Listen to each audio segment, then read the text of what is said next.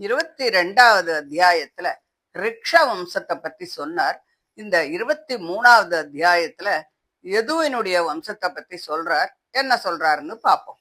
யயாதியினுடைய 4வது பிள்ளையாகிய அனுவுக்கு சபானரன், சக்ஷு, பரோக்ஷன் அப்படின்னு 3 பிள்ளைகள் பிறந்தா. அதுல சபானரனுடைய பிள்ளை காலநாபன், அவனுடைய பிள்ளை சிருஞ்சயன், அவன் பிள்ளை ஜனமேஜயன், அவனுடைய பிள்ளை மகாச்சாலன், அவன் பிள்ளை மகாமனசு, அவனுக்கு உச்சீனரன் அப்படின்னும் திதிக்ஷு அப்படின்னும் 2 பிள்ளைகள் பிறந்தா. அந்த உச்சீரனுக்கு சிபி, வனன், கிருமி, தர்பன் அப்படின்னு 4 பிள்ளைகள். அதுல சிபிக்கு விஷதர்பன், சுவீரன், மத்ரன், கேகயன்னு 4 பிள்ளைகள். உசீனரனுடைய தம்பியான திதுக்ஷுவினுடைய பிள்ளை விஷத்ரதன், அவனுடைய பிள்ளை ஹேமன், அவனுடைய பிள்ளை சுதபசு, அவனுடைய பிள்ளை பலி. சில பேர் அவனை பிலன் அப்படின்னு சொல்றான். அந்த பலியின் பாரிய இடத்துல தீர்க்க தமஸ் அப்படி என்ற மகரிஷியால அங்கன், வங்கன், கலிங்கன், சிம்ஹன், புன்றன், அந்திரன் அப்படிங்கிறவா பிறந்தா. அவா எல்லோருமே ராஜாக்களாக இருந்தா. அவர்கள் கிழக்கு திசையில தங்கள் தங்கள் பெயரால 6 தேசங்களை ஏற்படுத்தினார். அதுல அங்கனுடைய பிள்ளை கணபானன், அவன் பிள்ளை ஹவிரதன், அவனுடைய பிள்ளை தர்மரதன், அவனுடைய பிள்ளை சித்திரரதன், அவனுக்கு பிள்ளையே கிடையாது. அவன்தான் ரோமபாதன் அப்படின்னு ரொம்ப பிரசித்தனாக இருந்தான். அவனுக்கு தசரதன் தன்னுடைய மூத்த புதல்வியான சாந்தையை கொடுத்தான். அந்த சாந்தையை தான் ரிஷ்யசிங்கர் கல்யாணம் பண்ணிண்டார். அவர் விபண்டக முனிவருக்கு பெண்மான் கிட்டக்க பிறந்தவர். ரோமபாதனுடைய ராஜ்யத்துல மழை பெய்யாமல் இருந்த போது மழைக்காக அந்த ராஜனால அனுப்பப்பட்ட விலை மாதர்கள் நாட்டியம், சங்கீதம், வாத்தியம் இவைகளாலும் விலாசங்களாலும் ஆலிங்கனம் முதலியவற்றாலும் அவரை வசப்படுத்தி பட்டணத்துக்கு அழைச்சென்று வந்துட்டார். அந்த ரிஷ்யசிங்கர் சந்ததி இல்லாத தசரத மன்னவனை கொண்டு மருத்வானை குறித்து ஒரு யாகம் பண்ணி அவனுக்கு சந்ததி உண்டாகும்படி பண்ணினார். பிள்ளை இல்லாது இருந்த தசரதனும் அந்த பிள்ளைகளை அடைஞ்சார். ரோமபாதனுடைய பிள்ளை சதுரங்கன், அவன் பிள்ளை பிருதுலாக்ஷன், அவனுக்கு பிருகத்ரதன், பிருகத்கர்மன், பிருகத்பானு அப்படின்னு 3 பிள்ளைகள் பிறந்தார். அதுல பிருகத்ரதனுடைய பிள்ளை பிருகன்மனஸ், அவன் பிள்ளை ஜெயத்ரதன், அவனுக்கு சம்பூதி அப்படிங்கிற பாரியை கிட்ட விஜயன் பிறக்கிறான். அவன் பிள்ளை திருதி, அவன் பிள்ளை திருதவிரதன், அவன் பிள்ளை சத்தியகர்மன், அவனுடைய பிள்ளை அதிரதன். இவன் கங்கையின் கரையில விளையாடி இருக்கும்போது குந்தி தனக்கு பிறந்த பிள்ளையை ஒரு பெட்டியில வச்சு மூடி கங்கையினுடைய வெள்ளத்துல விட, அதில் அடித்து கொண்டு வருகின்ற அந்த பெட்டிய சந்ததி இல்லாத அந்த மன்னவன் கண்டெடுத்து அதுக்குள்ள இருந்த அந்த குழந்தைய தனக்கு பிள்ளையாக வச்சுண்டான். அவன் குந்திக்கு கன்னித்தன்மை கழியாதிருக்கும் தசையிலே பிறந்தவன். கர்ணன் அப்படிங்கிற பெயரை உடையவன். அவன் பூமியை ஆண்டு வந்தான். கர்ணனுடைய பிள்ளை ரிஷசேனன். யயாதியினுடைய 3வது பிள்ளையான திரிஹுவின் பிள்ளை பப்ரு, அவன் பிள்ளை சேது, அவன் பிள்ளை ஆரப்தன், அவனோட பிள்ளை காந்தாரன், அவனுடைய பிள்ளை கர்மன், அவனுக்கு கிருதன், அவனுக்கு துர்மதன், துர்மதனுக்கு பிரசேதசு, அவனுக்கு 100 பிள்ளைகள். அவர்கள் வடதிசையிலே சென்று மிளேச்ச தேசங்களுக்கு பிரபுக்களாக இருந்தார். யயாதியனுடைய 2வது பிள்ளையான துர்வசுவின் பிள்ளை வக்னி, அவன் பிள்ளை பர்கன், அவன் பிள்ளை வக்னிமான், அவனை பானுமான்னு சொல்லுவா. அவனுக்கு சுபானு, அவனுக்கு கர்த்தமன், கர்த்தமனுக்கு மருத்தன், மருத்தனுக்கு குழந்தைகள் இல்ல. அவன் பூருவின் வம்சத்துல பிறந்த துஷ்யந்தன தன் பிள்ளையாக வளர்த்தான். அவன் ராஜ்யத்தை விரும்பி தன் ஜனக வம்சத்தையே அடைஞ்சான். யயாதியின் ஜேஷ்ட புத்திரனாகிய யதுவினுடைய வம்சத்தை பத்தி இனி சொல்ல போறார். அது ரொம்பவும் பரிசுத்தமானது. பிராணிகளின் சமஸ்த பாபங்களையும் போக்கக்கூடியது.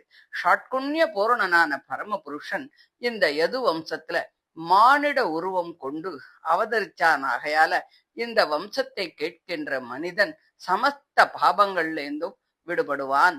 எதுவுக்கு சகசிரஜித்து, குரோஷ்டு, நலன், ரிபு அப்படின்னு 4 பிள்ளைகள். அதுல முதல்வன் சகசிரஜித்து, அவனுடைய பிள்ளை சதஜித்து, அவனுக்கு மகாகயன், வேணுகயன், ஹேகயன்னு 3 பிள்ளைகள். அதுல ஹேகயனுடைய பிள்ளை தர்மன், அவனுக்கு நேத்திரன், அவனுக்கு குந்தி, அவனுக்கு சோகஞ்சி, அவனுக்கு மகிஷ்மான், அவனுக்கு பத்ரசேன், அவனுக்கு துர்மதன், தனகன் அப்படின்னு 2 பிள்ளை. அந்த தனகனுக்கு கிருதவீரியன், கிருதாக்னி, கிருதவர்மன், கிருதௌஜசு அப்படின்னு 4 பிள்ளைகள். அதுல கிருதவீரியனுடைய பிள்ளை அர்ஜுனன், அவன்தான் கார்த்த வீரியார்ஜுனன். அவன் 7 தீபங்களுக்கும் பிரபுவாக இருந்தான். அவன் பகவானுடைய அம்சாவதாரமாகிய தத்தாத்திரேயர்கிட்டேந்து யோகத்தையும் அணிமாதி சித்திகளையும் அடைஞ்சான். 1000 சொல்லி என்ன பிரயோஜனம்? உலகத்தில் உள்ள மன்னவர்கள் அனைவரும் ஒன்று சேர்ந்தாலும் யஜ்ஞம், தானம், தவம், யோகம் இவைகளாலும் சாஸ்திர ஞானத்தாலும் வீரியம், ஜெயம் முதலியவைகளாலும் கார்த்த வீரியார்ஜுனனுடைய கதிய அனுசரிக்க முடியாது. இது ரொம்ப நிச்சயம். அந்த அர்ஜுனன் பகவானுடைய அம்சமாகிய தத்தாத்திரேயரை தினந்தோறும் நினைச்சுண்டு 85,000 வருஷங்கள் ராஜ்ய பரிபாலனம் பண்ணினான். அவனை நினைச்ச மாத்திரத்துல கெட்டுப்போன வஸ்துக்களும் கூட தானாவே கிடைச்சிடும். அவன் 6 இந்திரியங்களாலும் அழிவற்ற சுகத்தை அனுபவிச்சுண்டு வந்தான். அவனுக்கு 1000 குழந்தைகள். அதுல ஜயத்வஜன், சூரசேனன், ரிஷணன், மது, ஊர்ஜிதன் என்ற 5 பேர்கள் மட்டும்தான் மிச்சம் இருந்தா.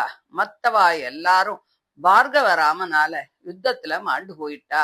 அதுல ஜயத்வஜனுடைய பிள்ளை தாளத்வஜன், அவனுக்கு 100 பிள்ளைகள். அவளுக்கு தாளஜாங்கர்கள் அப்படின்னு பேரு. க்ஷத்திரியர்கள். அவர்கள் ஔரவ மகரிஷியின் தேஜசால உதவி செய்யப்பட்டு சகரனால அழிக்கப்பட்டுட்டா. அவர்கள்ல மூத்தவன் வீதிகோத்திரன், அவன் பிள்ளை மது, அவனுக்கு 100 பிள்ளைகள். அதுல விருஷ்ணி என்பவன் மூத்தவன். அவர்கள் மதுவின் பேரன்மார்களாக ஆனதுனால மாதவர்கள் அப்படின்னு சொல்லப்பட்டா. அதுல விருஷ்ணியே முக்கியமாயிருந்ததால விருஷ்ணிகன் அப்படின்னும், யது வம்சத்துல பிறந்தவர்களானதுனால யாதவர்கள் அப்படின்னும் பிரசித்தி அடைஞ்சா. யதுவின் பிள்ளைகள்ல முதல்வனுடைய வம்சம் இது. யதுவனோட 2வது பிள்ளையாகிய கரோஷ்டுவின் பிள்ளை விருஜினவான், அவன் பிள்ளை ஸ்வாகிதன், அவன் பிள்ளை உருசங்கு, அவன் பிள்ளை சித்திரரதன், அவன் பிள்ளை சச்சிபிந்து. சச்சிபிந்து மகாயோகி, மிகுந்த பாக்கியமுடையவன், நல்ல குணமுடையவன். அவங்கிட்டக்க 14 மகா ரத்னங்கள் இருந்தன. அவன் 7 தீபங்களுக்கும் பிரபுவாகி யாராலும் வெல்லப்பட முடியாத ஜெயசீலனாகவே இருந்தான். அவனுக்கு 10,000 மனைவிகள் இருந்தா. பெரும் புகழனான அவன் ஒவ்வொருத்திக்கிட்டையும் 1,00,000 பிள்ளைகள் வீதம் அவன் பாரியைகள் இடத்துல 10,000 லட்சம் பிள்ளைகளை அடைஞ்சான். அதுல 6 பேர்கள் முக்கியமானவாளா இருந்தா. அதுல பிரதஸ்ரவன் பிரதானன், அவன் பிள்ளை தர்மன், அவன் பிள்ளை உசனன், அவன் 100 அஸ்வமேத யாகங்களை பண்ணினான். அவனுடைய பிள்ளை ருச்சகன், அவனுக்கு புருஜித்து, ருக்மன், ருக்மேஷு, பிருது, ஜாமகன் அப்படின்னு 5 பிள்ளைகள். அதுல ஜாமகன் சைப்பியை அப்படிங்கிறவளை கல்யாணம் பண்ணிக்கிறான். அவளுக்கு குழந்தை இல்ல. இருந்தாலும் அவகிட்டக்க பயந்துண்டு வேறு ஒத்தியும் அவர் கல்யாணமும் பண்ணிக்கல. இப்படி இருக்கும்போது அவன் சத்துருக்களை எல்லாம் ஜெயித்து அவர்களுடைய கிரகத்தில் இருந்து தன்னுடைய போகத்திற்காக ஒரு கன்னிகைய கொண்டு வந்தான். அந்த மன்னவனோடு ரதத்துல இருக்கக்கூடிய அந்த கன்னிகைய பார்த்துட்டு சைப்பியை ரொம்ப கோபத்தோடு கணவனை பார்த்து, வஞ்சகனே, நான் உட்கார வேண்டிய இடத்துல வேறு ஒரு பெண்ணை உட்கார வச்சுண்டு நீ வந்திருக்கியே, யார் இவோ? நான் உட்கார வேண்டிய இடத்துல மற்றொரு ரீதியை எப்படி நீ உட்கார வச்சிருந்த அப்படின்னு சொல்லி கேக்குறா. அவன் அவகிட்ட ரொம்ப பயந்து, இவள் உன்னுடைய நாட்டு பொண்ணோ, அதனால நான் கொண்டு வந்தேன் அப்படின்னு சொல்றான். சைப்பியை அதை கேட்டு சிரிச்சா. நானும் மலடி, எனக்கு சக்காலத்தையும் இல்ல, இவள் எப்படி எனக்கு நாட்டு பொண்ணாவா அப்படின்னு கேக்குறா. அந்த ராஜன் அதை கேட்டு, ராஜபத்தினி, நீ பெறப்போகிற பிள்ளைக்கு இவள் பாரியையாகி உனக்கு நாட்டு பொண்ணாவாள் அப்படின்னு சொன்னான். அந்த சைப்பேய் அதையும் சரி அப்படின்னு ஒத்துண்டா. அப்பொழுது பாரியை இடத்துல பயத்தினால உடம்பெல்லாம் நடுங்கி போய் வேத்து போயிருக்கிற அந்த மன்னவனுடைய பிராண சங்கடத்தை பார்த்து, முன்பு அவனால் வெகுகாலம் ஆராதிக்கப்பட்ட விஸ்வ தேவதைகளும் பித்ரு தேவதைகளும் அப்படியே ஆகட்டும் அப்படின்னு ஆசீர்வாதம் பண்றா. பிறகு சைப்பியை கர்ப்பம் தரிக்கிறா, ஒரு புதல்வனையும் அடையிறா. அவன் விதர்ப்பன் அப்படின்னு ரொம்ப பிரசித்தனாக இருந்தான். பிறகு சைப்பியை தன் பிள்ளைக்கு பதிவிரதையான அந்த நாட்டு பொண்ண கல்யாணம் பண்ணி வச்சா அப்படின்னு சொல்லி இந்த 23வது அத்தியாயத்தை முடிக்கிறார். இதை தொடர்ந்து 24வது அத்தியாயத்துல விதர்ப்பனுடைய பிள்ளைகளின் வம்சங்கள் எல்லாம் பத்தி சொல்றார். அதை அடுத்த ஆடியோவில் பார்க்கலாம். தேங்க்யூ.